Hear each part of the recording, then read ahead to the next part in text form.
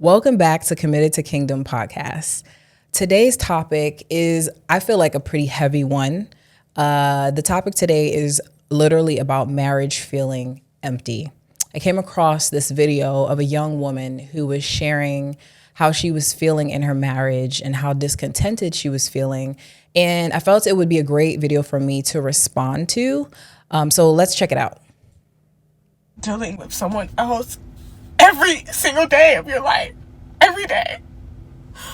Every day you gotta deal with somebody. Is marriage even worth it? It's not. It's not. At some point you're gonna realize that it's always best to just be alone. Because I've been married for about 7 years and I don't even know if this is worth it. I just want to pause just to state that it's very clear that this woman is in a lot of distress. Like, she is extremely sad right now. So I feel like when we're in states of like high stress, it's easy for us to say things like this, not saying that invalidating anything she said so far, but I just noticed that her emotional state is just one of like deep sadness. And not saying that there's anything necessarily wrong. There's nothing wrong, and that's the point. Like, I don't even know why I'm upset. I'm just, like, not thinking that I made the right decision. Like, and I have a good man. I do. And that's not the point. The point is, it's like, you really do lose yourself. You lose your sense of individuality. You lose your sense of peace. And this could be even to a good man. So one thing that really stands out just already, because a lot of people were villainizing this woman on the internet, okay? Because she said that her husband's a good man. So it's not like she's feeling all these feelings because she's with someone that's treating her like crap. Like, she's literally with someone who treats her really good. And I think people just expected, like, if you're with someone that treats you good, just be quiet, stay home, and just be happy. But they're neglecting the fact that she's clearly deeply sad. And one thing I noticed in what she just said was that she talks about losing her individuality and her peace. And I think the first thing that came to my mind was that she must have made or has been making her relationship her everything.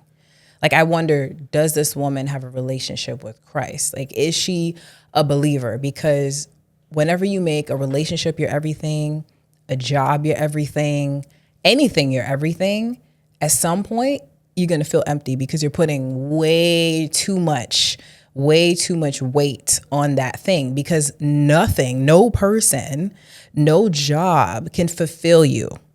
Literally nothing. Like, I actually feel like we have this God-shaped void in us, and that we will feel unfulfilled until we fill it with the Lord. Like, I have actually experienced this feeling, not necessarily in my marriage, because I was able to pinpoint that feeling of like emptiness, which is what I'm feeling from her. Like, I feel like true deep sadness. And I actually want to say that I truly feel for this woman.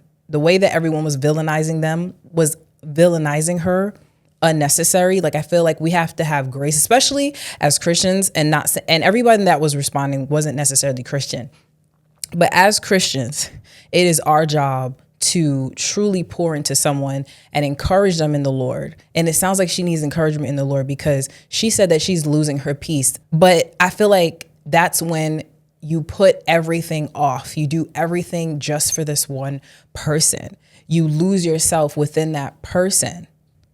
And so you feel like, is this it? Like, what am I doing with myself? And you're not filling it with the right thing. Until you fill it with the right thing, which is the Lord, which is literally seeking God, I'm telling you, you're going to feel empty. I used to do this. I used to be like, okay, well, I want to travel the world, so I'm going to go travel. And I love to travel. I traveled to Bali and Thailand, and it was one of the best trips of my life. I still talk about it to this day. But then I came back home, and I still felt like I went back to feeling empty. And it's like, well, I need to go travel the world now. Like, I need to continuously travel the world. Or in my marriage, I'm like, today was good. Today was fun. But now I'm back to reality. And that's when I realized what I was missing was joy. And it sounds like she is missing joy. Like, you're gonna lose something, and I don't think it's worth it. Like, at all. I've always had a dream of, like, getting out of my hometown, like, city, and moving on, like, moving forward. Like life is supposed to be experience. Like, we're supposed to be doing new things. And I just want to say marriage is 100% worth it. Even someone who is married to someone who stressed me out in the beginning, still stresses me out, right? Who's sitting actually right across from me in this room as I film. I still think that marriage is 100% worth it. And I'm so grateful for it because marriage is making me holy, like hands down. So I don't agree with that statement. But again, that is what you will feel like when you have made this your everything. And then she's talking about how she's still in her hometown. Like she's always wanted, she had this dream to leave and go someplace else. I have so many questions. Why haven't you done that? Can you not do that with your husband? What's keeping you there? Like there's a lot of questions that are kind of arising. It sounds like this woman just really needs Jesus. Like hands down, that's what it is. She's talking about all these things she could have done. And I can relate because I was definitely in a state where, especially when I first got married, I moved from Los Angeles, which is my dream city, to Tulsa, Oklahoma. I have to put emphasis on that because everybody, why did you leave LA? And it's like, to get married to my husband. It was just a big life shift. And at first it was for a long time. I just felt so low about it because I was like, well, this is my dream. And I left it to be in Tulsa. Like, what is Tulsa? Like, I'm from New York. So to me, it's like going from big cities to a small city. It felt like, what am I doing? We can make our plans, but the Lord determines our steps. And it just sounds like this woman has become lost because she doesn't have Jesus. And I felt that way too. And it wasn't until I really started to read my word, pray to God, and tell him what I was feeling, because I was feeling so like, what am I doing with my life? Why am I in Tulsa? That I finally started to accept where I am right now in the season, and that like whatever God has for me is the right plan. Because he could end up being like, you guys are going to go move to Ghana. Who knows? And that's not a part of my plan, right? But if it's a part of God's plan, then that's what I'm going to do. That's what it means to be committed to kingdom, is that it's not about your way, right? Like God knows the desires of your heart. But when you start to have a relationship with God, your desires become God's desires, like what God wants for you. It's his will, not your will be done. But it's hard to see that when you're so sad and you feel like I'm missing out. You feel FOMO, like, why am I doing this? I made this decision to marry this person and now I'm stuck in my hometown. And this is not what I want to do with myself. You feel like you're missing out, but you have no idea that God probably and may have planted you right where you are for a reason. And God can give you so much more. This woman may have the opportunity to leave her town, but she can't even see what she has right now.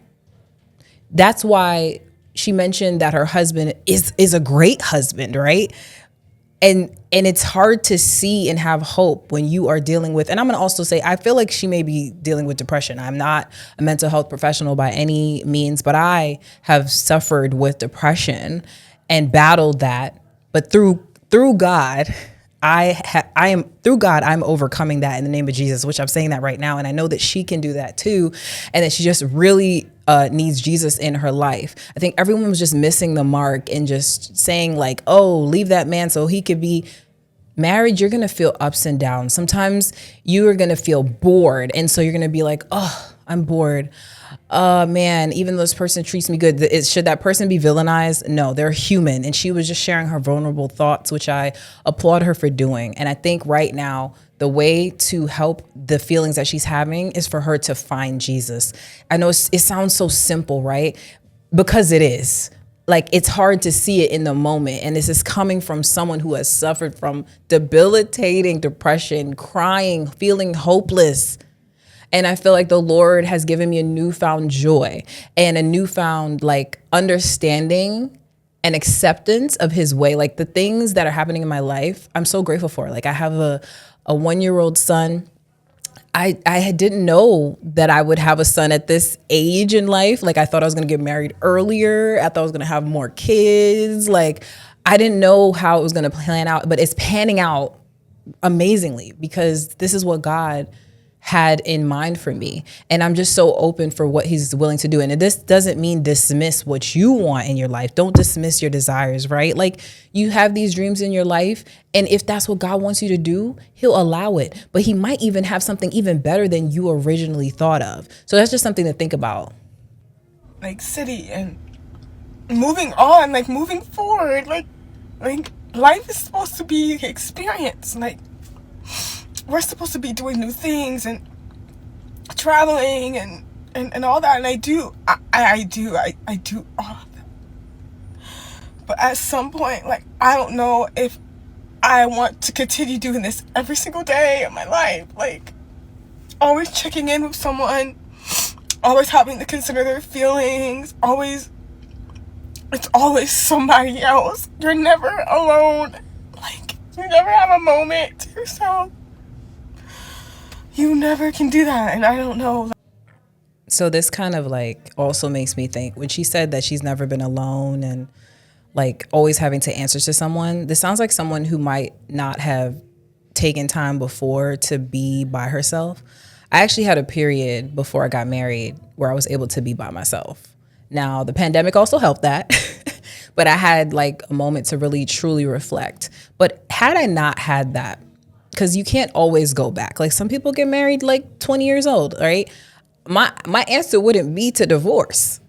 My answer wouldn't be to, hey, like just have a vacation from your marriage. No. My answer would be to pause and reflect and to take some time to get to know yourself. Like you can still get to know yourself in marriage. You just have to really be intentional. I don't know if this woman has kids. I don't know that, but I know that even right now, I am learning more about myself. It's just something you have to be intentional about. It's just like a relationship with the Lord. You have to be intentional. You have to make time. Any relationship in your life, you have to make time. So she has to make time for the relationship with herself as well. And when she makes time with the relationship, and when she makes time to learn more about herself and also connect to the Lord, I feel like she will find more about herself, and she won't feel that way. She may not feel that way about her husband. I totally get that. Like at some point you're like, why do I have to answer somebody? I don't want to do this. Like, I don't like, it's like you're going into opposition of what it means to be in partnership. In partnership, you communicate. And you have to dig deep as to why is that so frustrating to you? Is it because you feel like you're not being heard? Is it because you feel like your voice doesn't matter? Why do you feel that way? Did something happen before your marriage that made you feel this? Like, these are all questions I've asked myself. Like, I've been in therapy. Yes, as a Christian, I've been in therapy. Okay, I had a Christian counselor, and that has been such an amazing thing in my life. And I think you really have to self-reflect and also, again, just get to know Jesus. I'm telling you, that is going to help you to not feel this way or to be able to cope with what you're feeling a little better. And there's going to be some bitches out there that say like, oh no, you should no, like, be fucking weird and not. Is she smoking? A real ass couple. But I just stop smoking if you smoke. I really want girls to know, like, no judgment, but absolutely judgment. Worth it. I don't think it is. Even if you found the most perfect man, it's not worth it. Nobody's perfect. Like, it's always gonna be best to just like be alone. And maybe that's why so many men tell older women they're gonna die alone and be so sad. I'm sad with a great man. Like, maybe it's just like not my personality, and like I know girls are out there and they're like dying for like a relationship like mine. Like, he takes care of me, but like, I'm sorry, like you can't, like, I can't even really barely deal with myself and my own emotions. The enemy wants you to be alone. Like, I feel like I just hear depression. Again, I know I'm not a mental health professional, but I'm just hearing like a deep sadness, and the enemy wants you to be alone. This is spiritual warfare. The enemy doesn't like marriage. So he's not going to want you to stay married. And those feelings you feel like you just want to be alone and that you'll be better off, that is a lie from the depths. Let me read this Bible verse for you right now. Ecclesiastes 4:9-10. Two are better than one. If either of them falls down, one can help the other up. Two is better than one. Marriage is a gift, and it helps you to be holy, and it helps you to have someone to keep you accountable. We are not meant to be alone. Community is so important. That's why community is so important in the Christian community, right? Like in the Christian faith, community is important. And right now, all I'm hearing is, I need to be by myself. I need to be by myself. And I'm telling you right now, no, you don't. No, you don't. Now, do you need to take some time to deal with the emotions you're feeling? Of course, 100%. But I'm telling you, the enemy will try to break up. Especially, it sounds like you have an amazing husband who supports you. The enemy wants you to feel like you are not worthy of that, because that's what I'm hearing. I'm feel like this woman doesn't feel like she's worthy of marriage, but you are worthy.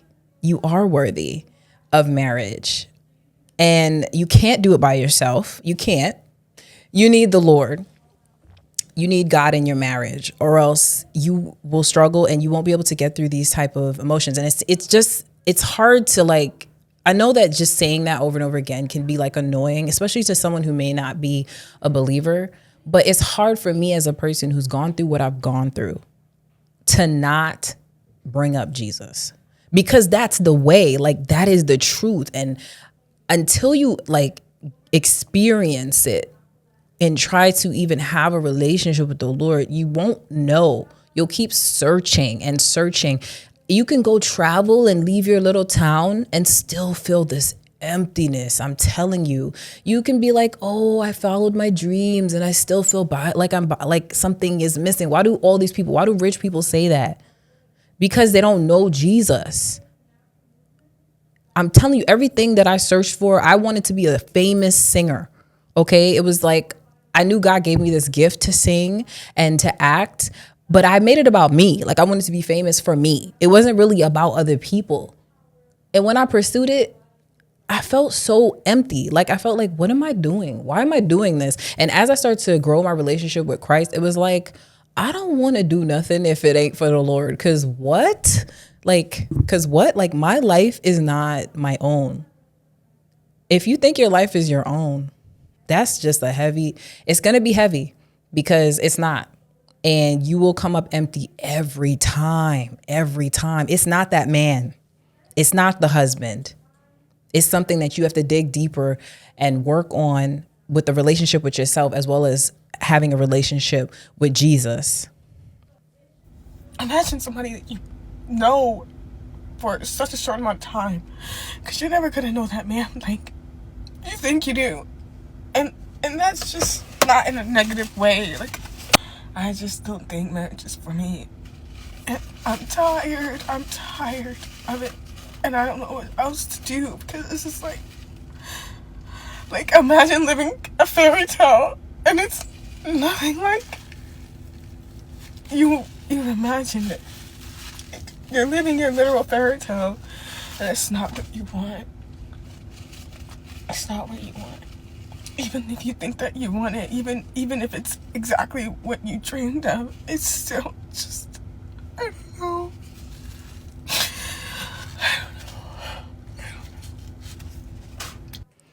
I just want to respond. This is my last response on this video. I really wanted to just hug this woman, because I know what it feels like to want something, then you have it, and you still feel like you don't have something. Like you just feel some deep sorrow and regrets, and just like it's not worth it.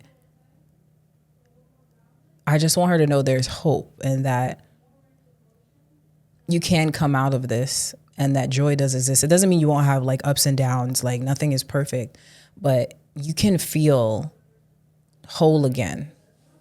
You can feel whole in the Lord. And for all those people out there who were villainizing her, I think we've lost the whole concept of grace and mercy, which is biblical concepts, right?